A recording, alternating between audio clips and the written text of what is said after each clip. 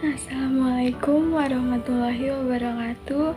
Perkenalkan, nama saya Dwi Novia Suti, NPM 20 10 63 10 563.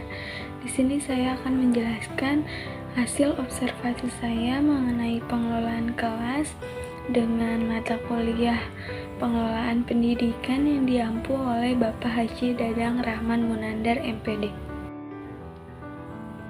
Nah, pengelolaan adalah penataan suatu kegiatan, sedangkan kelas adalah sejumlah siswa yang berkumpul untuk mengikuti proses belajar mengajar.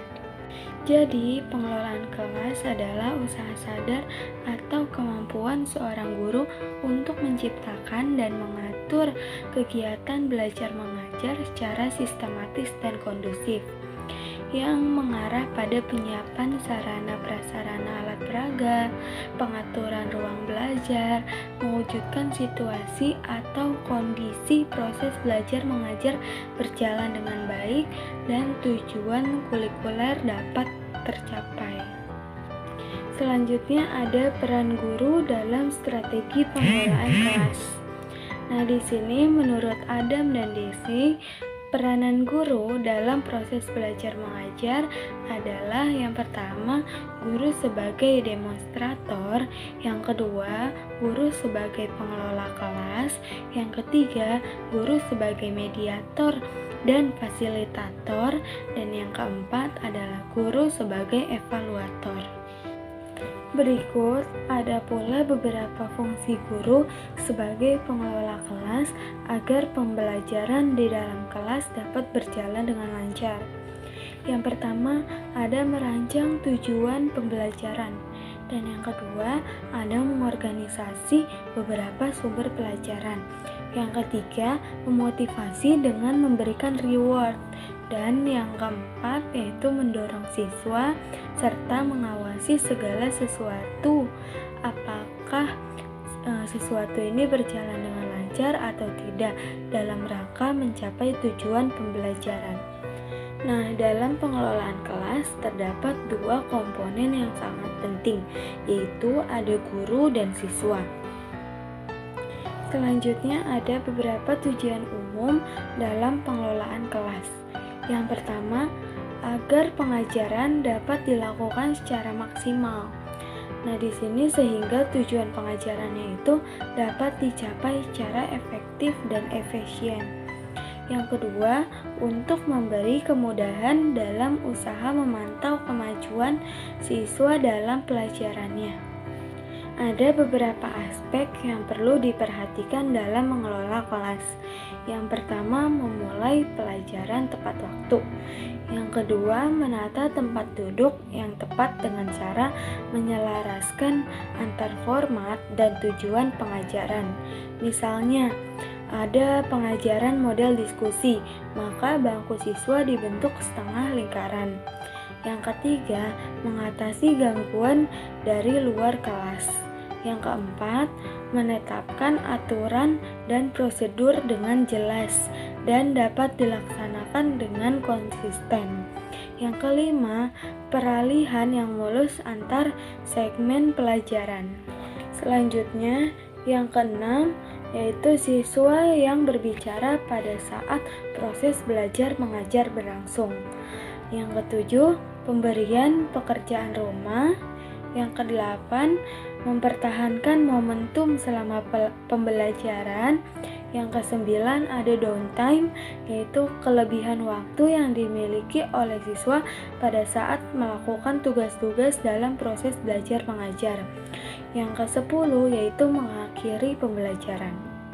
Namun dalam penerapan aspek-aspek tadi ada saja masalah dalam pengelolaan kelas, baik secara individu maupun kelompok, yang timbul dikarenakan adanya keanekaragaman perilaku siswa.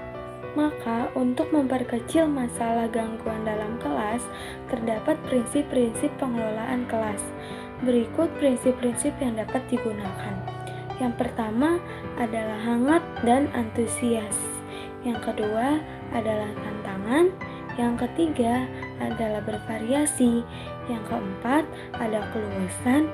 Dan yang kelima ada penekanan pada hal-hal yang positif. Berikut ada pula beberapa pendekatan yang bisa dilakukan dalam mengelola kelas. Yang pertama ada pendekatan kekuasaan. Yang kedua, pendekatan ancaman. Yang ketiga, pendekatan kebebasan. Yang keempat, pendekatan sosio-emosional. Yang kelima, pendekatan kerja kelompok. Yang keenam, pendekatan resep. Yang ketujuh, pendekatan pengajaran. Dan yang kedelapan, pendekatan elektis. Dalam usaha mengelola kelas secara efektif, ada pula beberapa keliruan yang harus dihindari oleh guru. Yang pertama yaitu campur tangan yang berlebih. Yang kedua, ada kelenyapan. Yang ketiga, ketidaktepatan memulai dan mengakhiri kegiatan. Yang keempat, ada penyimpangan. Dan yang kelima, bertele-tele. Ada beberapa indikator yang dapat digunakan sebagai tolak ukur bahwa pengelolaan kelas dapat dikatakan berhasil. Yang pertama, guru mengerti perbedaan antara mengelola kelas dan mendisiplinkan kelas. Yang kedua, sebagai guru, jika Anda ingin pulang ke rumah, tidak dalam keadaan yang sangat lelah. Yang ketiga, guru mengetahui perbedaan antara prosedur kelas dan rutinitas kelas. Ingat, prosedur kelas bukan peraturan kelas. Yang keempat, guru melakukan pengelolaan kelas dengan mengorganisir prosedur-prosedur, karena prosedur mengingatkan siswa akan pentingnya tanggung jawab. Yang kelima, guru tidak mendisiplinkan siswa dengan ancaman-ancaman dan konsekuensi. Dan yang keenam, guru mengerti bahwa perilaku siswa di kelas disebabkan oleh sesuatu, bukan mengenai disiplin, karena disiplin dapat dipelajari. Di SMAN 6 Karawang pada kelas 11 IPS 2 terdapat 14 siswa laki-laki dan 15 siswa perempuan. Nah, dalam proses pembelajarannya masih menggunakan media PowerPoint, Infocus, laptop, dan alat peraga lain yang dikuasai oleh guru. Lalu, pendekatan yang digunakan yaitu pendekatan saintifik, karena melihat dari kondisi siswa dan ruang kelas yang memadai untuk memulai pembelajaran. Nah, dalam setiap media pembelajaran maupun pendekatan yang dilakukan, pasti ada saja kekurangan dan kelebihan. Hanya saja bagaimana guru dapat memposisikan hal itu dengan baik. Selanjutnya, dalam mengelola siswa dan mengelola kelas, seorang guru pasti memiliki kompetensi yang harus dimiliki, sehingga akan memudahkan manajemen kelas atau manajemen siswa, serta seorang guru wajib memiliki kompetensi mengelola kelas dengan baik. Contohnya, ketika awal mulai pembelajaran, kita harus memastikan apakah kelas sudah nyaman atau tidak, barulah kelas bisa dimulai. Nah, dalam mengelola kelas pasti ada saja masalah. Masalah yang dihadapi di sini yaitu memahami karakter setiap siswa dan menjadikannya satu kesatuan. Nah, ketika ada siswa yang tidak merespon pembelajaran, maka seorang guru wajib melakukan pembinaan dan pendekatan secara lebih mendalam. Sekian materi yang dapat saya sampaikan. Kurang lebihnya mohon maaf. Terima kasih sudah menyaksikan. Wassalamualaikum warahmatullahi wabarakatuh.